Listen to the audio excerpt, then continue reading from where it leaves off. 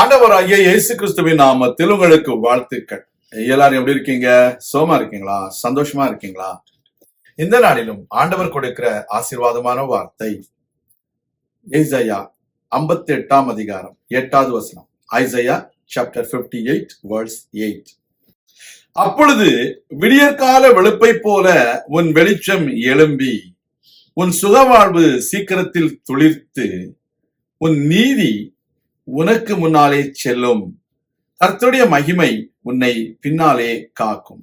அருமையான தேவனுடைய பிள்ளைகளே, அப்பொழுது விடியற்கால வெளுப்பை போல உன்னுடைய வெளிச்சம் உதிக்கும் என்று சொல்லப்படுது. அப்படிதான் என்ன அர்த்தம்?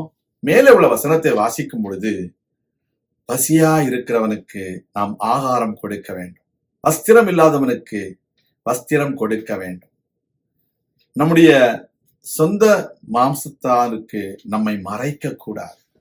இப்படியெல்லாம் ஆண்டவர் சொல்லுகிறார். இதுதான் கர்த்தருக்கு உகந்த உபவாசம். அந்த வார்த்தையின் அடிப்படையில் செய்யும் பொழுது ஆண்டவர் நம்முடைய வாழ்க்கையில பெரிய மாற்றங்களை செய்வார். The child of God, God has a pattern to fast. We need to clothe those people, those who do not have any clothes in their life. We need to feed the hungry.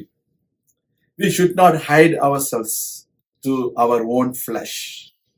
And also, we need to consider even the heathen people and help them.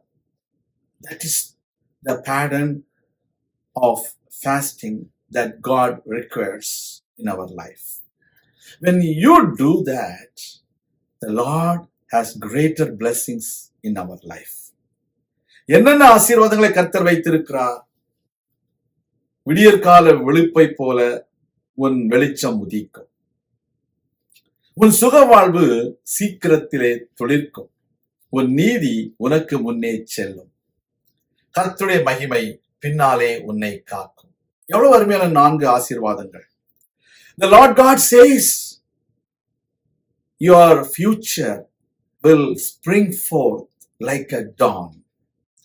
You might have been experiencing a dark period in your life, but the Lord will bring light and make your life bright. That is God's promise.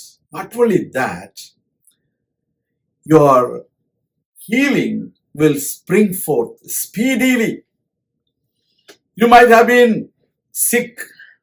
You might have been experiencing different kinds of sicknesses and diseases in your body.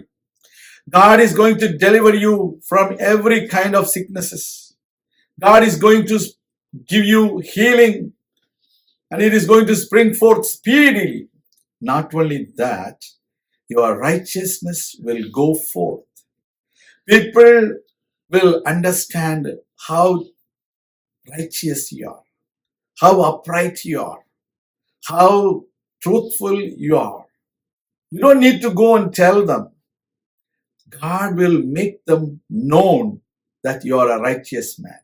And also, the glory of God will protect you from your rear, from your back. God will make sure that you are protected. How the people of Israel were protected from Pharaoh by the clouds, the same way God's glory will protect you from your rear. We need to believe it. We need to claim it, that God is going to do it. நாம் விசுவாசிப்போம், கர்த்தர் இதை செய்வார் என்று நம்புவோம், ஜெபிக்கலாம். எங்கள் பரலோக பிதாவே, உடைய பிள்ளைகள் வாழ்க்கையிலே நீர் விடியற்கால வெளுப்பை போல வெளிச்சம் உதிக்க செய்ய போகிறீர். சுக வாழ்வு சீக்கிரத்தில் துளிக்க வைக்க போகிறீர். அவர்களுடைய நீதி அவர்களுக்கு முன்பாக செல்லவும், உடைய மகிமை அவர்களை பின்னாலே காக்கவும் கர்த்தர் சொன்ன வார்த்தைக்காக உமக்கு நன்றி. உடைய பிள்ளைகளை ஆசீர்வதியும், உற்சாகப்படுத்தும், பெரிய காரியங்களை செய்து உடைய நாமத்தை மகிமைப்படுத்தும். இயேசு கிறிஸ்துவின் நாமத்தில் ஜெபிக்கிறோம் எங்கள் நல்ல பிதாவே, ஆமேன். கர்த்தர் தாமே உங்களை ஆசீர்வதிப்பாராக. ஆமேன்.